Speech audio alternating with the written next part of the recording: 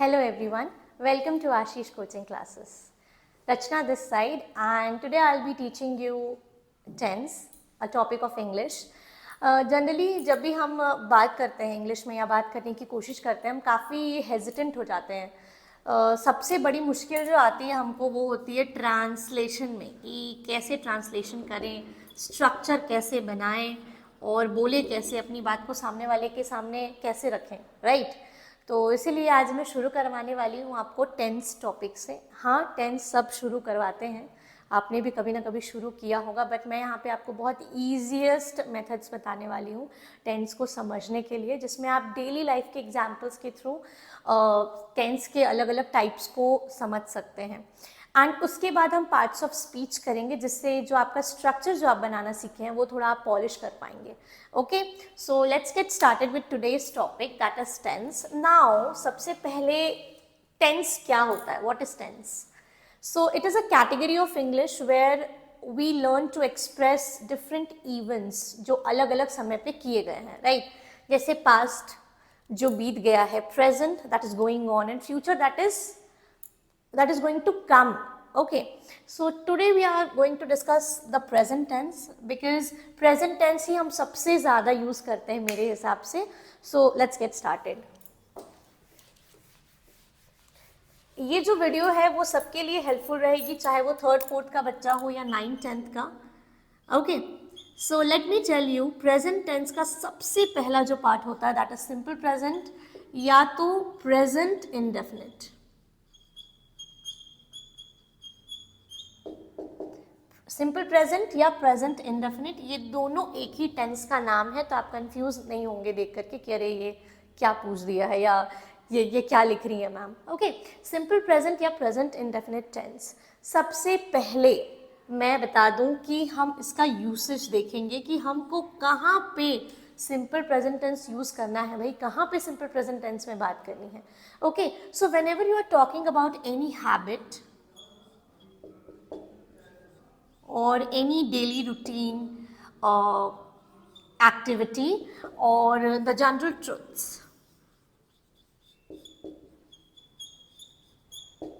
Okay? इन सारी चीज़ों के लिए हम सिंपल प्रेजेंट टेंस का इस्तेमाल करते हैं. ओके, नाउ जिन्होंने भी मुझसे पढ़ा होगा, जिन स्टूडेंट्स ने पढ़ा होगा उनको मालूम होगा कि मैं 2 टॉपिक्स के अंडर टेंसेस समझाती हूँ. The first one is the structure obviously and the second one will be it's Hindi translation, कि उसको हिंदी में कैसे बोलेंगे. ओके, एंड जिन्होंने भी नहीं पढ़ा है मुझसे, वो फर्स्ट टाइम पढ़ रहे हैं, उनको भी मैं बता दूं कि 2 तरीके से हम हर टेंस को डील करने वाले हैं. We have to deal with 12 tenses और उसमें हम आज फर्स्ट वाला जो है वो पढ़ रहे हैं. So the usage of simple present tenses हम हैबिट्स, डेली रूटीन या जनरल ट्रुथ के साथ यूज करते हैं. Now the second one is structure. Structure मतलब कैसे बनाना है, कैसे फॉर्म करना है sentence. Okay, so first of all there will be subject, then first form of verb and then the object. ना जिनको सब्जेक्ट ऑब्जेक्ट नहीं पता है, मैं फिर भी बता देती हूँ एक बार.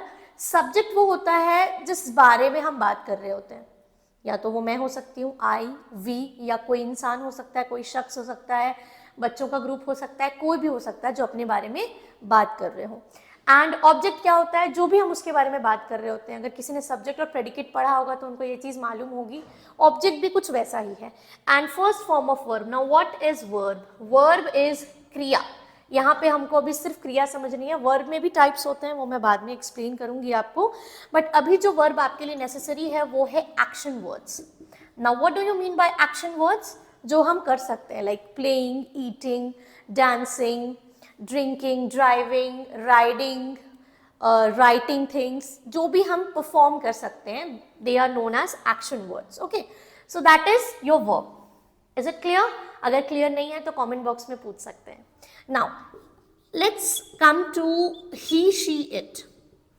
ठीक है, अब मैं एक चीज क्लियर कर दूं कि सिर्फ सिंपल प्रेजेंट या प्रेजेंट इंडेफिनिट टेंस में ऐसा होता है कि ही, शी, इट के लिए अलग एक छोटा सा चेंज हो जाता है.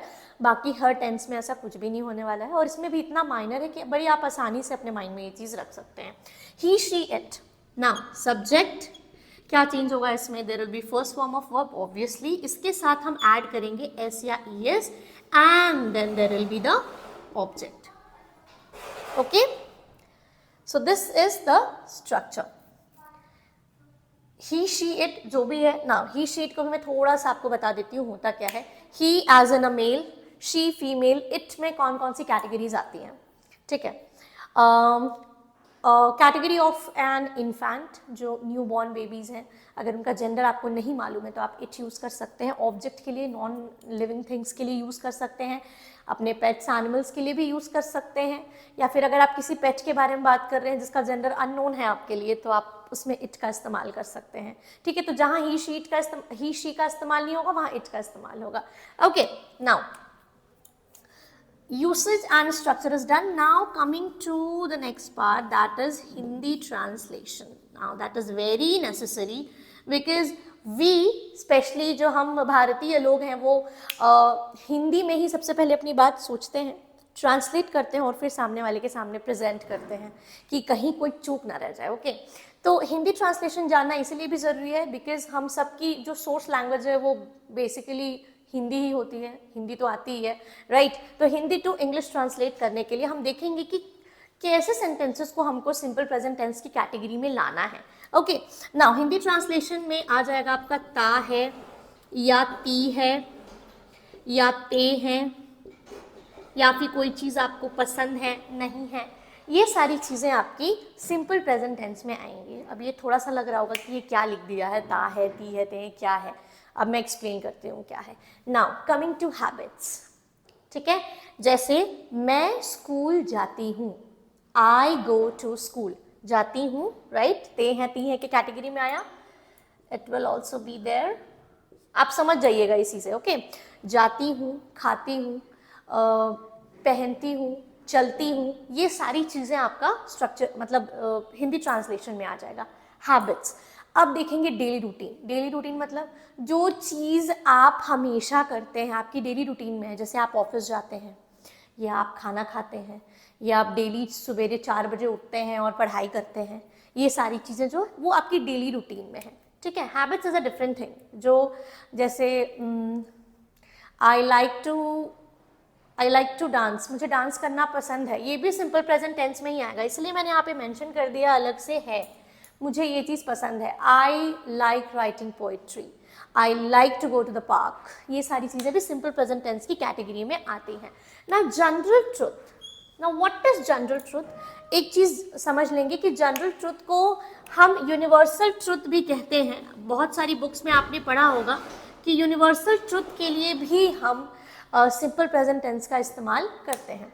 तो जनरल ट्रुथ होता क्या है, यूनिवर्सल ट्रुथ होता क्या है? यूनिवर्सल ट्रुथ एज इन जो हर जगह पे सही हो, उसमें कोई चेंज ना हो, सही हो. इसका एक एग्जाम्पल दे रही हूँ मैं. Like the sun sets in the west, जो सूर्य है वो पश्चिम में ढलता है. आप दुनिया के किसी भी कोने में जाएंगे तो साउथ से थोड़ी उगेगा या साउथ में थोड़ी ढलेगा, वेस्ट में ही ढलेगा ना. ठीक है, तो उसके लिए जो हर जगह पे सही हो, जैसे कि 3 and 4 make 7. ठीक है, मतलब 3 और 4 को हम ऐड करेंगे तो क्या आएगा? 7 आएगा ना ऑब्वियसली, भले आप यहाँ पे करो या आप दुनिया के किसी भी कोने में करो. सो that is the general truth part. Now coming two examples. 2 examples में दूंगी आपको. द फर्स्ट वन इज जो एक तो ही शीट की कैटेगरी का होगा टू अंडरस्टैंड बेटर, और एक दूसरी कैटेगरी का. कोई भी कैटेगरी ले लेते हैं. The first one is we. Okay, और वर्ब क्या लेंगे? सब्जेक्ट हो गया हमारा वी, और वर्ब क्या लेंगे हम? We celebrate. सेलिब्रेट भी एक वर्ब है, राइट. एक्शन वर्ड्स रिमेंबर, किसी चीज को मनाना. And object. ऑब्जेक्ट में हम ले लेते हैं होली, जो कि होली आने वाली है. So let's take Holi as our object. We celebrate Holi, हम होली मनाते हैं. ते हैं, done. Now coming to he she it वाली कैटेगरी, यहाँ पे हम ले लेते हैं मान लीजिए Shreya. Now Shreya celebrate Holi. Celebrate सही है? नहीं, यहाँ पे लग जाएगा एस. ओके, क्योंकि हमने देखा कि ही शीट की कैटेगरी में एस या ई एस लगता है. So this is also done. Okay तो ये था आपका अफर्मेटिव पार्ट। अफर्मेटिव मतलब कंफ्यूज नहीं होंगे, ठीक है। Affirmative as in positive sentences, जो नेगेटिव या इंट्रोगेटिव की कैटेगरी में नहीं आते हैं वो अफर्मेटिव की कैटेगरी में आते हैं। So by this the affirmative part is done. Okay now अब भाई ऐसा भी हो सकता है कि सिंपल प्रेजेंट टेंस में कुछ चीजें आपको नेगेटिव में भी बोलनी पड़ सकती हैं, क्वेश्चन भी करना पड़ सकता है, ठीक है। तो उसके लिए भी यहाँ पे सब कुछ रेडी है। ओके नेगेटिव, नेगेटिव जिसको हम हिंदी में कहते हैं नकारात्मक, जो नॉट लगा के बनते हैं, ठीक है। ये भी बहुत ही ज्यादा इजी है, सिर्फ एक छोटा सा एडिशन होता है, बाकी the rest is same.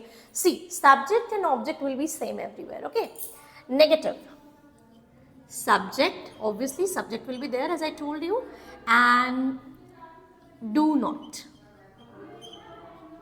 first form of verb, then the object. Okay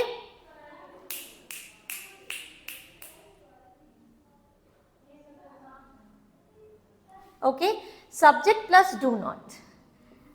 Let's take an example. Okay he, sorry not he, we, he she it की कैटेगरी तो अलग हो जाएगी। We do not learn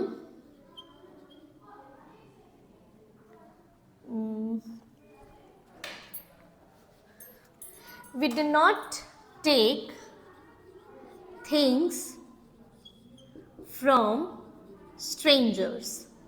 strangers मतलब अजनबी, हम अजनबियों से चीजें नहीं लेते हैं। ओके नाउ वी के साथ तो डू नॉट। नाउ अब ही शीट की कैटेगरी रिमेंबर, थोड़ा सा बदलाव था, इसमें भी वही होगा पर सिर्फ थोड़ा सा, एकदम जरा सा। Subject and there will be does not, again first form of verb and then the object. Now बहुत सारे बच्चों के मन में ये क्वेश्चन आता है कि जब आपने हमको पॉजिटिव पढ़ाया था तो पॉजिटिव में तो SES लगता है, तो क्या इसमें भी लगेगा? बिल्कुल भी नहीं लगेगा, ठीक है, क्योंकि इसमें ऑलरेडी डज में यस लगा हुआ है, ठीक है। तो कैसे सेंटेंस बनाएंगे? Suppose let's take Harish, Harish does not study well, Harish अच्छे से नहीं पढ़ता है। ओके डज, अगर हम यहाँ पे डज नॉट स्टडीज लगाएंगे तो that will be wrong. Okay this is the correct way, Harish does not study well. Okay now coming to the interrogative part. Interrogative part तो और भी ज़्यादा इजी हो जाता है, क्योंकि इसी फॉर्मेशन को हमको बस क्वेश्चन के जैसे पुट करना होता है। नाउ इंटरोगेटिव, इंटरोगेटिव मतलब क्वेश्चंस। हम क्वेश्चंस कैसे फॉर्म करेंगे सिंपल प्रेजेंट टेंस में? सपोज अगर हमको किसी से पूछना है क्या तुम पढ़ते हो, तो कैसे होगा वो भी सिखा देते हैं। आइए चलिए, तो हमने क्या देखा, एक छोटा सा मैं यहाँ पे लिख रही हूँ ना आपको थोड़ा रिकॉल कराने के लिए। Subject plus first form of verb plus object लगाया था, राइट, ठीक है। अब इंट्रोगेटिव में क्या होता है, यहाँ भी ही शीट के लिए डिफरेंट रूल होगा ना, या तो हम डू नॉट डू यूज करेंगे या तो डज यूज करेंगे, देखेंगे कैसे, ठीक है। Do then the subject,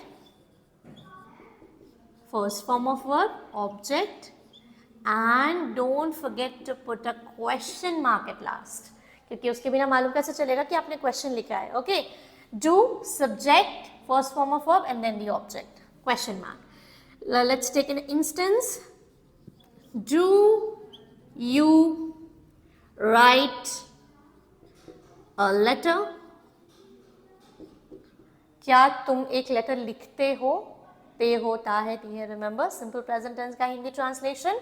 and coming to he she it, there will be does, does then the subject, obviously he she it होगा सब्जेक्ट में, and first form of verb and then the object, and don't forget to put question mark, interrogation mark. Okay now let's take an instance here also. Does she write a letter? क्या तुम एक letter लिखते हो? पे होता है, remember simple present tense का Hindi translation. And coming to he she it, there will be does, does then the subject, obviously he she it होगा सब्जेक्ट में, and first form of verb and then the object, and don't forget to put question mark, interrogation mark. Okay now let's take an instance here also. Does she write a letter? Now बहुत सारे बच्चों के मन में ये भी question आता है कि यहाँ भी राइट्स तो नहीं लगेगा, तो बिल्कुल नहीं लगेगा, ठीक है। ही शी इट में सिर्फ एस ई एस लगता है जब हम अफर्मेटिव बनाते हैं, लेकिन जब हम नेगेटिव या इंटरोगेटिव बनाते हैं तो डज में तो ऑलरेडी ई एस कवर हो गया। इसका भी रीज़न है, अगर कोई पूछेगा तो आप यही बताइएगा, क्योंकि डज में ऑलरेडी ई एस लग चुका होता है, इसीलिए हम वर्ब के साथ एस या ई एस ऐड नहीं करते हैं। As simple as that, okay. Now I hope कि आपको बहुत अच्छे से समझा पा रही हूं मैं। नाउ थोड़ा सा अब हम रिकॉल कर लेते हैं ताकि आपको एक बार में रिवीजन भी हो जाए। Coming to the affirmative one, he she it का भी करते हुए चलेंगे ताकि आपको वो भी डाउट ना रहे। And the negative one with an example of he she it too, interrogative here also, ठीक है। तो एक सेंटेंस लेते हैं कोई भी सिंपल सा। Let's take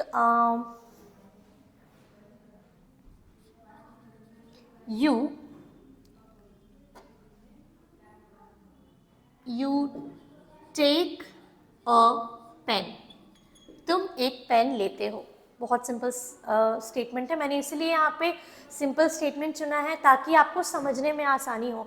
actually simple present tense भी थोड़े कॉम्प्लिकेटेड हो सकते हैं, थोड़े लंबे सेंटेंसेस हो सकते हैं, पर ये जो छोटे सेंटेंसेस लेने का रीज़न ये है ताकि आपको नेगेटिव इंट्रोगेटिव एकदम अच्छे से क्लियर हो जाए। अगर ये छोटे छोटे सेंटेंसेस के बना लेंगे तो लॉन्गर सेंटेंसेस के तो और भी आराम से बन जाएंगे। Now he she it, he takes a pen, he takes a pen, वह एक पेन लेता है, okay.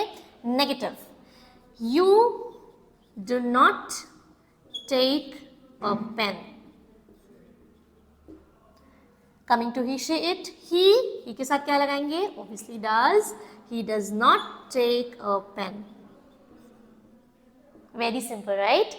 And coming to the interrogative part, do you take a pen? कुछ भूल गई क्या मैं?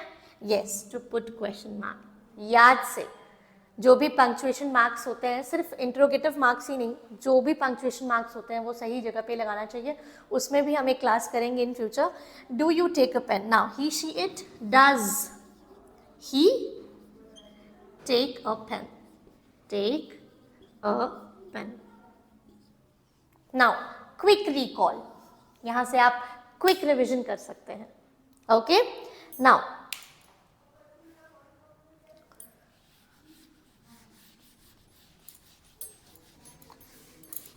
जो हमारी जो सिंपल प्रेजेंट टेंस का जो प्रेजेंट टेंस का फर्स्ट पार्ट था, सिंपल प्रेजेंट या present indefinite, that's all, that's done.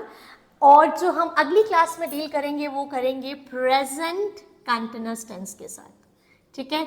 इसमें हम कैसे एक्शंस के बारे में बात करेंगे, जो कंटिन्यू हो रही होंगी, चल रही होंगी, जिसका हिंदी ट्रांसलेशन क्या होगा वो भी हम अगली क्लास में देखेंगे।